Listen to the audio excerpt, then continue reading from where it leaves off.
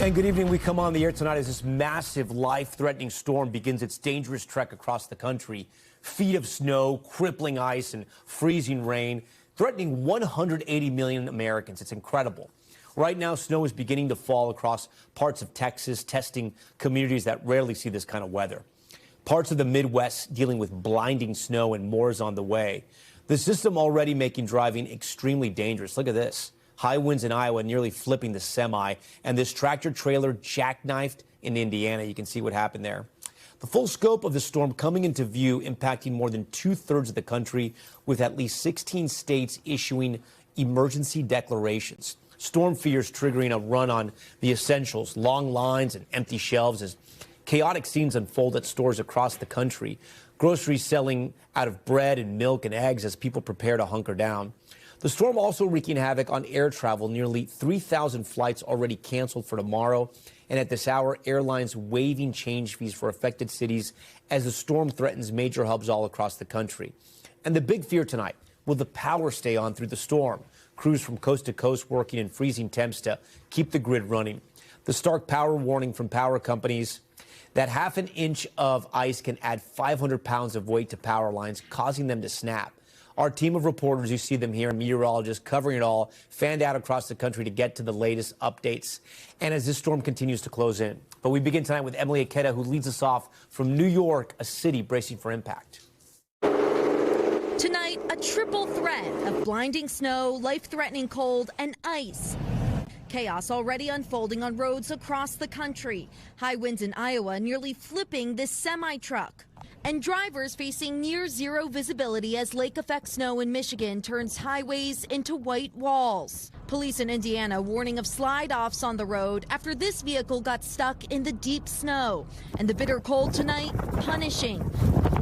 With wind chills plummeting to minus 31 degrees in Chicago. And in Duluth, a staggering minus 51. But for power crews, the work never stops. I got about 5 layers of clothes on. It is pretty cold. It's probably 0 degrees right now. And this isn't just a cold snap. Below freezing temperatures could last for the next 10 days, coupled with more than a foot of snow in parts of the Northeast. The dangers that we're talking about now is not just the potential of an enormous storm with a significant amount of snowfall. It is the aftermath. That fear triggering a run on the essentials. This is my second day trying to get gas. We are out of kerosene heaters until tomorrow. From the nation's capital to the south, where shelves are being stripped bare. They're out of eggs. There's no bacon. There's no butter. Ryan Chandler is in Texas, where ice is the biggest threat. This Dallas hardware store is all out of propane, sand, rock salt. Customers rushing to prepare in the last hours before the freeze hits. Inside the largest power plant in Texas, preps for a winter storm have been underway for months. Priscilla Thompson is there. Operators in this control room are monitoring supply 24/7, using these panels to get power to the grid. And if there's a problem, they pick up this red phone and alert the state. In Georgia, there hasn't been an ice warning this severe in 12 years. Kathy Park is in Tennessee at a transportation nerve center. Here in Memphis, this hub, powered by more than 100 traffic cameras, will allow dispatchers to identify wrecks and roadblocks in real time. Then they'll be able to deploy the essential resources to help motorists and emergency crews right away. There have been at least 16 states of emergency declared so far, as governors issue an urgent plea: stay home and off the roads. Our greatest concerns remain unsafe travel and power outages that could last for days. Now, workers scrambling to trim trees and mobilize equipment, hoping the infrastructure holds against the weight of this massive storm. All right, Emily Ikeda joins us tonight from New York City. Emily, we saw that there in your report about the grocery stores. This is happening all over the country, including right where you are. Yeah, Tom, that's absolutely right. We are just now seeing a break from lines that had spilled outside of this grocery store. But I want to show you what's happening on the inside, because you take a look and you're going to see shelf after shelf bare, workers struggling to keep up with restocking the produce there. And scenes like this seen across the country that harken back to some of that panic buying we witnessed during the pandemic as millions of people tried to prepare for a potentially historic storm. One employee inside tells me she has never seen Trader Joe's this busy, Tom. Yeah, people scrambling to get the essentials. All right, we thank you for that, Emily. I want to get right over to NBC News meteorologist Bill Cairns. Bill, this is a monster storm. It's already firing up in the plains. Walk us through the latest timing and track. Yeah, it's already time to be off the roads in areas of North Texas and southern Oklahoma. Dallas and Fort Worth, the freezing rain is knocking on the door. Give it another 3 or 4 hours. And then Little Rock, another hour or two, it's beginning for you. So now we're going to go through the next about 60 to 72 hours of dealing with all of this winter precipitation. That's why we have the 179 million people from New Mexico all the way up here to Maine under some sort of alerts. The ice storm portion of the storm is most concerning for after the event, because if people don't have power and there's trees down everywhere and you can't drive on the roads because there's not enough salt in the south, then we have elderly and cold homes along with people with special needs. And so those areas are going to be from Nashville southwards, especially northern Mississippi, southern Arkansas, northern Louisiana to East Texas. That's the one zone that we're focusing on for the possibility of widespread power outages. The other area, not far outside of Atlanta, North Georgia, upstate of South Carolina, from Asheville to Boone, heading over to Charlotte to Raleigh, big city hubs here. So we at least have the potential for not just hundreds of thousands, maybe a few million people to be without power if this storm is as we expect it to, perform. The snow side of it, it's going to cause you a day or two not to be able to really go far, but once the snow is removed, you should be just fine. Those areas that could be historic, Oklahoma City, it's kind of rare to get up to 12 inches of snow in Oklahoma City. That would be a top 10 all-time snowstorm. And also Louisville, very rare to get 10 to 14 inches. This could approach your all-time. Your record ever is only 16, so that's a big snowstorm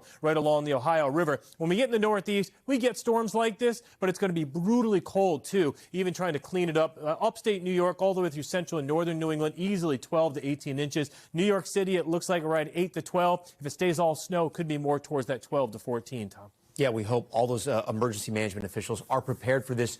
You're looking at the freezing temps, too, that are going to last for days, if not weeks after this system. I was trying to think back in my 20, 25-year career doing this here of any event that we had more people than this in one singular event. So just with cold weather headlines, we're up to 200 million Americans under cold advisories, cold watches, or cold warnings from Brownsville, Texas, all the way up to the Canadian border and all the way through areas of the Northeast. We're all in this together. And that cold air has arrived. It's -10 in Minneapolis. It's -8 in Chicago. Look at Wichita, Kansas at 6. That's what's heading south. And by the time we get to Monday mornings, the storm's just about gone everywhere.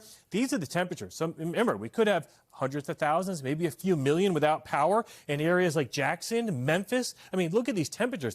How do you feel for the power crews out in something like this? And then, Tom, if anyone wants a silver lining, I don't have it. This is the 6 to 10-day forecast for the eastern half of the country. This is after the groundhog comes out. I mean, that's 10, 12 days from now. Wow. It just looks like an iceberg. Brutal winter. Okay, Bill, and we're just getting started with this storm. We thank you. Oklahoma City set to get the brunt of this storm first. You heard Bill there. Candace Sweat from our NBC Dallas Fort Worth station is there. And Candace, the situation is going to quickly deteriorate. What are they doing to get ready? Well, you can see the trucks behind me. These are dumping trucks that dump thousands of tons of sand and salt for the trucks that are going out on the roads here in Oklahoma to ultimately keep people safe. And I want to tell you, I can already tell that the situation here is starting to deteriorate in terms of the weather. We're starting to see the beginning of precipitation come down. And I can tell you, once it is in full force, the next 72 hours are expected to be very, very rough.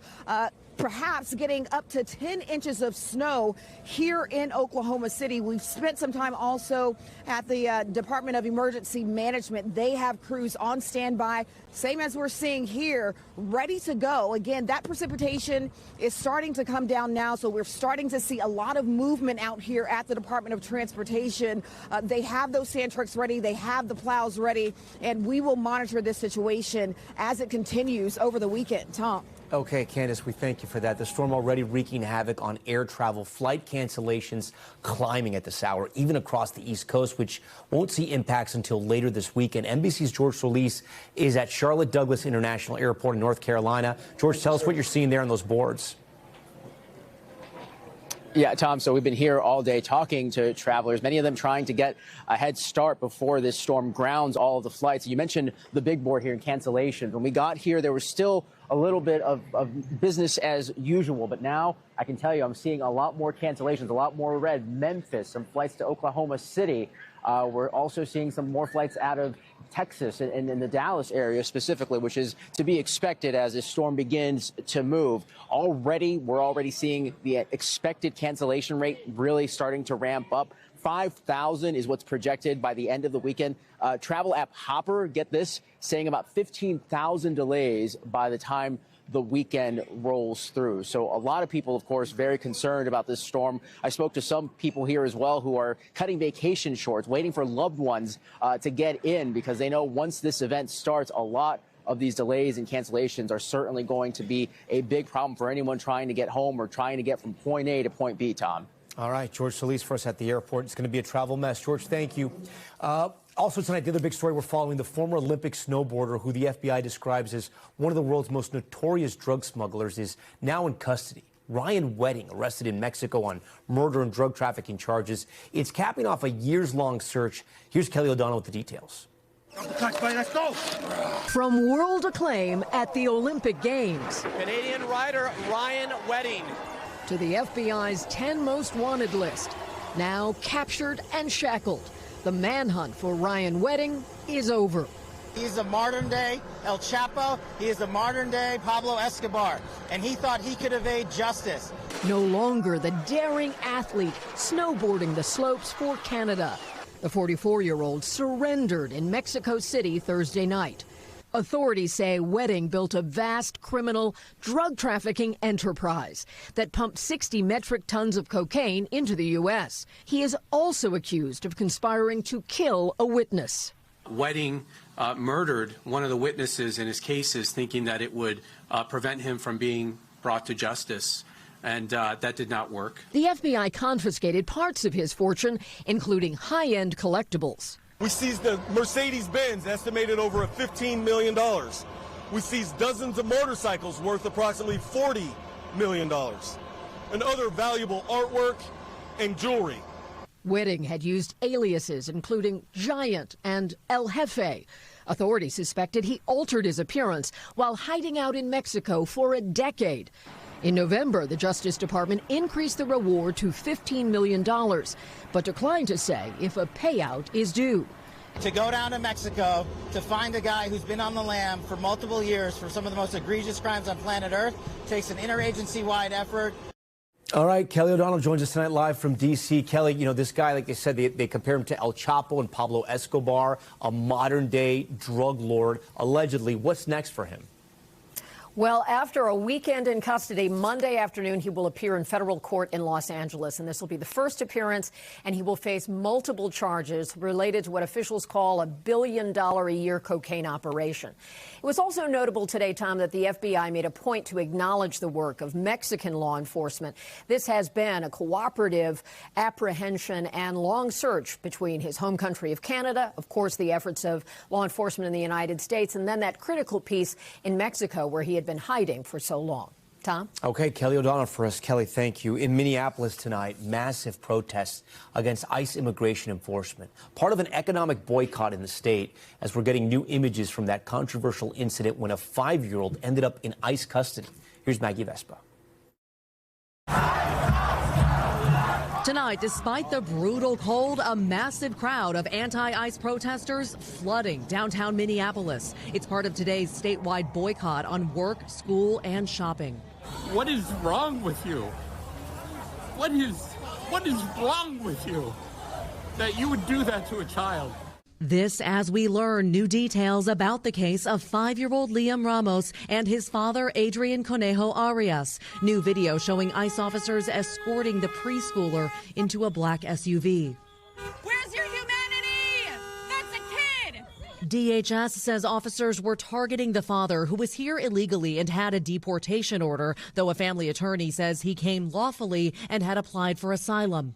DHS tonight saying it has no record of an asylum claim, adding Arias ran from officers, abandoning his son, and Liam's mother refused to take custody. Over those past 4 years, hundreds of thousands of children were trafficked across that border. We're definitely the experts at dealing with children, unfortunately. We pressed Border Patrol Commander Gregory Bavino, who stressed Liam and his father are together in a federal facility. We still have people saying that they're outraged at the idea of little kids being held in custody at all. So what do you say to those people, and what kinds of conditions are young children being held in? As far as that family has not been separated, that child is in the least restrictive setting possible. Tonight, a Texas congressman releasing video of the ICE facility where they're being held, showing libraries, schools, and basketball courts. All as a Minneapolis city councilman now says this 2-year-old named Chloe is in ICE custody after her father was arrested as the pair were driving home from the grocery store. DHS responding to this new case tonight, saying Chloe's father, Elvis Tipan Echeverria, was in the U.S. illegally, having committed felony re-entry. They also say that the toddler's mother refused to take custody and that Chloe is now with her father at a federal facility. Tom. Okay, Maggie Vespa first. We're going to be back in a moment here with the investigation into that shooting of an Indiana judge and his wife. 5 suspects now in custody, how officers tracked him down. Plus the urgent search for a suspect accused of stealing a car with a little boy still inside. We have the video of the boy's rescue. Plus a cruise ship, get this, stuck in the ice near Antarctica. How they finally got pulled to safety. That's ahead on Top Story.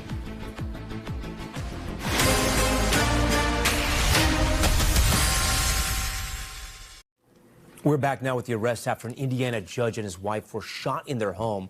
5 suspects are now in custody, and one was just days away from appearing before that same judge on other charges. NBC's Sam Brock has more. Tonight, 5 suspects are under arrest in connection with the shooting of Indiana Judge Stephen Meyer and his wife Kimberly. The ambush taking place Sunday with an attack right at the judge's home from his doorstep. Someone advised we have your dog, and then a shot came through the door. 3 of the suspects are charged with attempted murder and 2 with lesser offenses. Investigators identifying Raylan Ferguson as the shooter and Thomas Moss, who, according to court records, is a high-ranking member of the Phantom motorcycle gang. Moss was set to appear before Judge Meyer 2 days after Sunday's shooting for charges that included domestic battery and unlawful possession of a firearm by a serious violent felon. His attorney in that case telling NBC News he doesn't represent Moss for these new charges. Using surveillance footage from both the Myers home and a neighbor, police say officers observed a male who was wearing a black and gray hooded flannel, black sunglasses, and appeared to have a white face mask. They say the shooter used a short-barreled shotgun with an obliterated model and serial number, which an Indiana state lab was able to partially restore, leading them to another suspect. Investigators also swabbed DNA from a white silicone face mask found near the scene to identify the alleged shooter, whose attorney was not immediately reached for comment. Authorities say Judge Meyer suffered an injured arm and his wife an injured hip in this attack.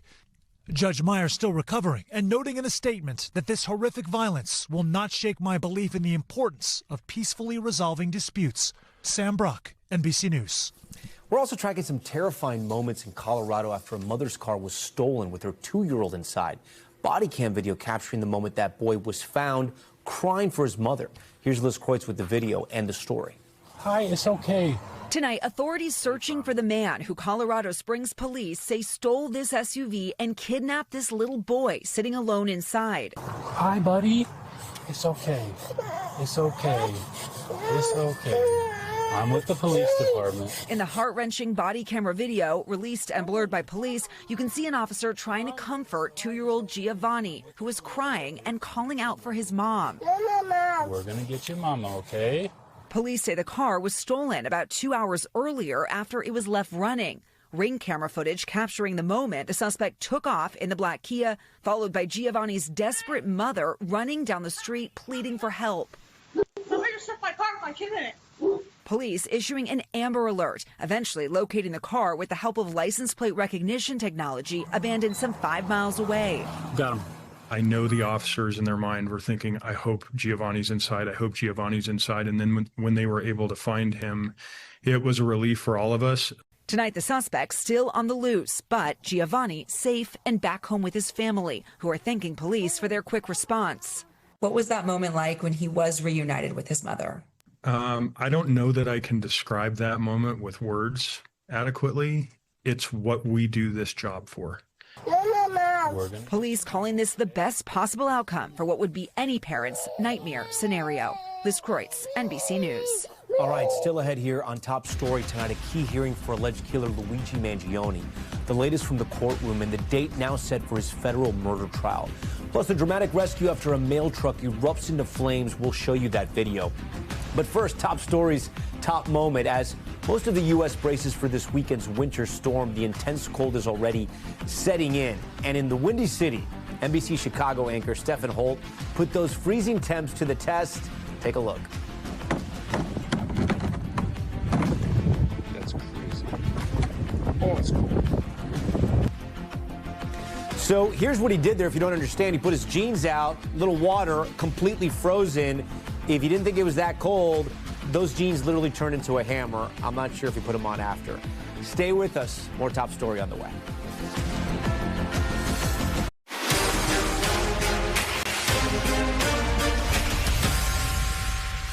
Okay, we're back now with our coverage of this monster winter storm marching across the country. The storm beginning to fire up in the plains. You can see that snow coming down in the Texas Panhandle.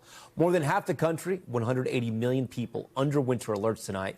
I want to bring in Oklahoma City Mayor David Holt. His city expected to get slammed with nearly a foot of snow over the weekend. It could be a record, according to our meteorologist, maybe even 14 inches. Mayor, I want to thank you for joining us. I know you're incredibly busy, so we appreciate the time.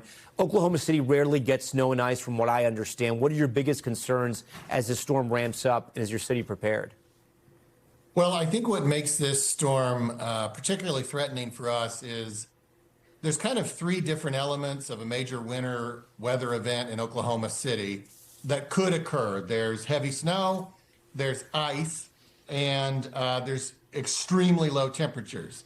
And this one still threatens all three, and we'll see how it goes. But, heavy snow obviously affects our transportation. It affects our roads. Extremely low temperatures can seriously affect our water system. I mean, we've had some incidents in recent years where, we were chasing hundreds of water main breaks across the city, and not to mention the effect it was having on people's personal pipes in their homes. And then, of course, obviously, ice under the right conditions can bring down, power lines all across the city. And we've also had incidents where, people have been out of power for several days, if not weeks in some cases. So one of those things I think we can stomach, but obviously 2 or 3 is when you have an experience that you're talking about for years to come. And obviously we hope that's not what happens, but we're kind of prepared for it, because that's what we're hearing. Any of that is possible right now. What are you telling your residents in case any of them are watching Top Story tonight? Well, I think obviously stay home if you can. If you do have to get out over the next few days and the snow is as heavy as it's been predicted, use our snow routes. So we're 620 square miles in Oklahoma City. We got 9,000 lane miles, and we got 32 plows because, as you said in your intro, we don't have this type of event very often. So we focus on our snow routes, and we encourage our residents to look them up online and plan their journeys around those arterial snow routes if they have to get out. We're telling people, of course, for the low temperatures to, run your faucets. Drip your faucets on the exterior facing walls, open those cabinets, just those basic precautions that maybe sometimes we forget to take unless we're reminded. And of course, we're doing our part out in the community, and today was actually our point in time count, so we had a great opportunity to reach out to people experiencing homelessness and make sure they get into shelters, because that's really important, obviously, as well. And, we don't control the utility here, the power utility, but I know they're probably making precautions as well in case they've got to repair a lot of lines. But I think for our residents right now, it's stay home, stay safe, stay warm, and, thank you to our city employees that are out there giving us that opportunity to stay home. All right, Mayor Holt, we thank you for joining us on such a busy night for you. Good luck to you and your city. I hope you guys stay safe. Here in the Northeast, grocery stores are getting slammed with people stocking up as the storm closes in. Joining me now is Checky Beckford with NBC New York. Checky, you've been out all day talking to people in Clifton, New Jersey. What are they telling you?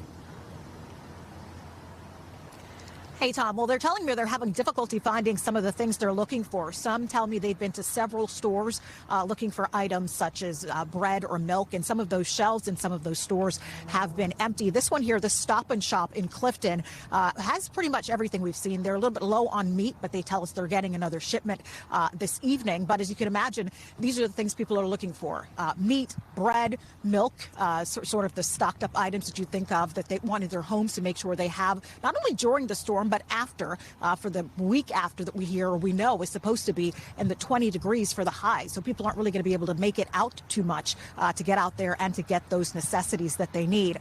People also telling us that, they're hearing anecdotally from other people that they're having difficulty finding the items they're looking for. They're seeing social media of people basically clearing out shelves in supermarkets and stuff in Costco's. And that's making them nervous, and that's making them want to get out and get those items themselves. And they know that, tomorrow's going to be a day when a lot of people are off and the people are going to go shopping. So they're trying to beat the crowds. But we were hearing this from people even yesterday.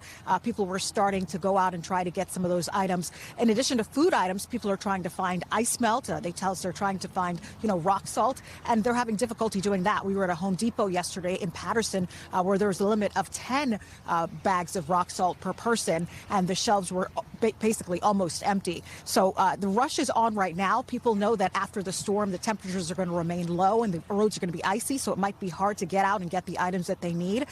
So that's why they're making that rush as we speak. Take a listen to some of the people that we talked to here in the supermarket. Because of the storm that's getting ready to happen, everybody is just going crazy with shopping. So I'm like, let me be prepared. We don't know if we're going to have a power out or whatever, and so it's easy and it's convenient. Mm-hmm. So that's why I'm stocking up on the frozen stuff.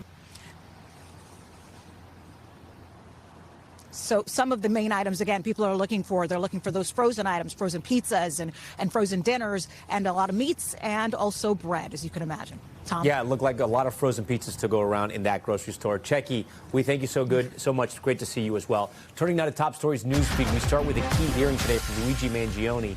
A judge announcing his federal murder trial is now set to begin in September, but the schedule will ultimately depend on whether prosecutors are allowed to seek the death penalty. Mangione is accused of shooting and killing United Healthcare CEO Brian Thompson. He has pleaded not guilty. Dramatic new body cam video from a fiery crash in Washington state. You can see that mail truck as it burst into flames after colliding with another car. We're told the sheriff's deputy pulled the mailman out with another person working to put out the fire. Police say the mailman was seriously hurt and that someone in the other car was also injured. An Australian cruise ship rescued by a U.S. Coast Guard vessel after it got stuck in ice off the coast of Antarctica. Look at this. Video showing it carving a path through the ice, obviously sped up here, so it can reach the cruise ship and help it break free, then escorting it to open water. That rescue happening occurred as the Coast Guard's Polar Star vessel marks its 50th year of service. Glad we mentioned that. And American soccer star Trinity Rodman is now the sport's highest paid female player in the world. Rodman plays for the U.S. women's national team, but she just signed a new 3-year contract with her club, the Washington Spirit. ESPN reports the deal is worth more than $2 million a year. In case you were wondering, Rodman is the daughter of NBA Hall of Famer Dennis Rodman. We're back now with newly released images from the Peruvian Amazon appearing to show a remote tribe not often caught on camera. The video captured by American conservationist and author Paul Rosalie and his team. He's out with a new book. Here it is, Jungle Keeper. In the video released by Rosalie this week, you can see members of that uncontacted tribe emerging from the forest along a riverbank in the Amazon. Paul is here on Top Story tonight. He joins us. Paul, so we're seeing this video, and it's you just kind of sort of, I guess, see this tribe. What did you guys think when you came upon them?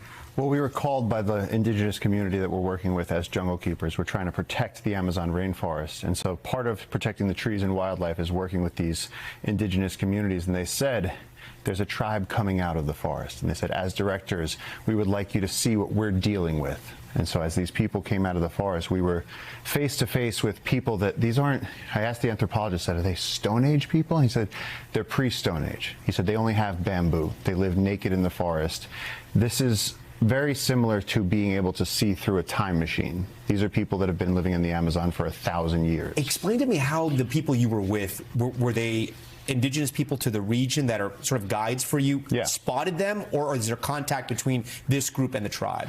There's limited contact. Okay. The indigenous groups that live far out in the remote Amazon rainforest, they know that these tribes are out there, but the uncontacted tribes remain that way because they don't want contact with the outside world.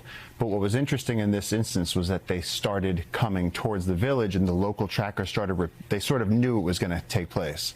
And so what did you think? I mean, you've probably seen a lot. This is your life, and you've lived in the jungle. I mean, what did you think? Well, I mean, you hear a lot of violent encounters. They've been through their violent history of the rubber boom when the Industrial Revolution, the rubber barons went down there and created all kinds of atrocities in the Amazon. So the uncontacted tribes have been trying to stay away from the world for centuries. And so these people are not hesitant to be violent first, if they need to be, to protect themselves. Because they still have the scars from those days, and they don't forget. Yeah. And it's passed down. And they see someone like you who doesn't look like them, but maybe has been told or passed down to them that these were the types of people that did this. Well, to them, all the outside world is the same people. So we, as directors, are standing with our local indigenous partners, and it was sort of shirts versus skins. It was 1,000 years between us, and the tribes were raising their hands and asking. They're saying, no mole. They're saying, we're the brothers. There's a boat there, and it's full of, looks like bananas or plantains. I'm not sure. Yep. What exactly happened there? What was it, a peace offering? Yep. The tribe came out, and they started communicating, and it's not a direct translation between the local indigenous. It's a language, though, that can be somehow interpreted. It's a rough estimation. And so the anthropologist was trying to communicate with them, and he said, what can we offer you? No mole, brothers. And they said, the first thing is plantains. We want food. Okay. And what you can see in the video is that as they rush across the river, they're all grabbing those plantains because living a nomadic lifestyle in the rainforest, food is scarce. And so they don't have agriculture. And so when they get access to calories, they're all taking them. And then the negotiations began of, what do you really want? And you know what they wanted to know? What? Why do all of you outsiders cut down our trees? They asked that. They asked that. Okay. These people's entire world depends on there being deep, remote, intact rainforest that's filled with wildlife for them to live. They're one of the last truly intact indigenous cultures. And so the work we're doing to protect this forest, we're trying to establish a national park that's 300,000 acres. We're working with the Peruvian government and indigenous leaders to do this. And along with the environmental implications of this, we'd also have the chance to save this entire tribe of people that has no idea that there's anywhere on Earth that doesn't look like the jungle. The interaction from the video looks peaceful, right, from what the clips I've been shown, but it took a violent turn. What happened? This is the thing. We had a very peaceful interaction with them. We showed our hands to them. We said no mole. They said no mole. We exchanged bananas and rope, and we told them go in peace. They waved to us and they walked back off into the jungle. The following day, though, we had left, and our indigenous friends, they have to go fishing to get food. Yeah. So they went out on the boat, and they spooked the tribe. The tribe was still there, and they didn't realize it, and arrows started flying, and our friend George, who had been keeping the previous day's interactions peaceful, as he was driving, one of their 7-foot arrows went in through his back and came in above the scapula. A 7-foot arrow? How is that even fired? That sounds massive. They're 7-foot arrows on 6-foot bows, and they're made out of very light material. They fly incredibly far, and just the tip of the arrow is this big. What happened to your friend? He almost died. We helped him get helicopter evac out of the jungle. They were able to save his life. I mean, it did collapse his right lung. And so the relationship between the indigenous What's your understanding of why that happened, though? I know you understand, you said you spooked them, but what's your understanding of why that happened? It's really hard to know. These people, this is not the first time that peaceful interactions with the uncontacted tribes have turned lethal. Yeah. There's people on social media, I know you've probably seen this, people who are influencers, people who just do this for clicks on YouTube. The same thing I'm not saying the same thing you did. The videos look similar in the sense that they go out to try to find these tribes and try to contact them for clips. After having this experience, what do you say to those people that are not, conservationists like yourself? Well, I mean, or anthropologists, to be honest with you. I mean, the last thing in the world these tribes or anyone needs is random people trying to make contact with uncontacted peoples. These are sensitive tribes that have no defense to the outside world pathogens. A common cold could wipe out an entire tribe. It's happened.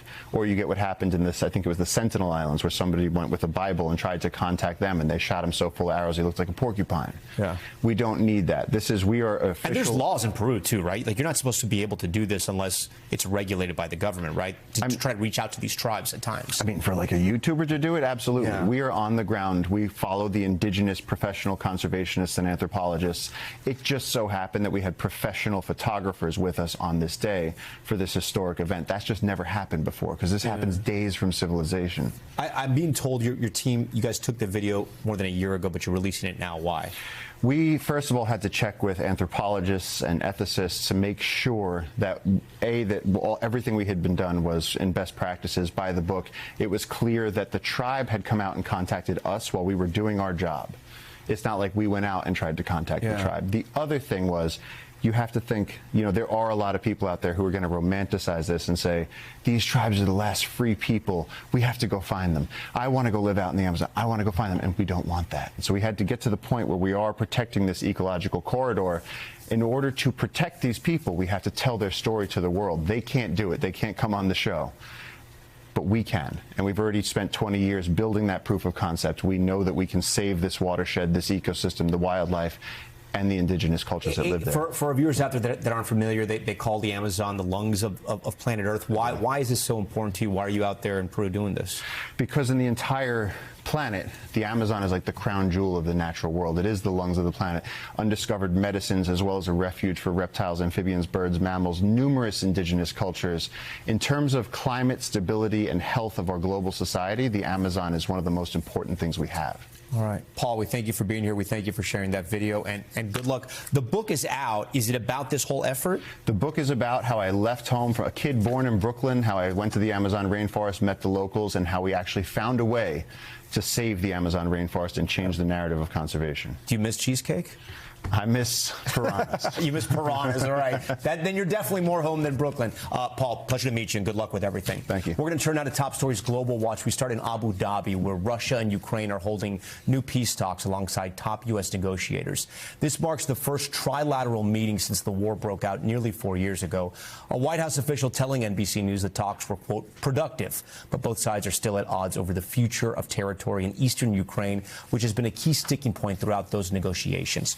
Prosecutors in Spain announcing they're dropping an investigation into singer Julio Iglesias. You'll remember he's accused of sexually abusing 2 former employees in 2021 at his homes in the DR and the Bahamas. But today, Spanish officials said they have no legal authority to look at those allegations since they reportedly happened overseas. Iglesias has denied the accusations, calling them absolutely false. We head to Rome now. Crowds gathering there today to say their goodbye to legendary designer Valentino Garavani. Celebrities from around the world joining the public to pay their respects at his funeral, including fashion designers Donatella Versace and Tom Ford, as well as Hollywood star Anne Hathaway. Valentino died at his home this week. He was 93 years old. That does it for us. Thanks so much for watching Top Story. I'm Tom Llamas in New York. Stay right there. More news on the way. We thank you for watching, and remember, stay updated on breaking news and top stories on the NBC News app or watch live on our YouTube channel.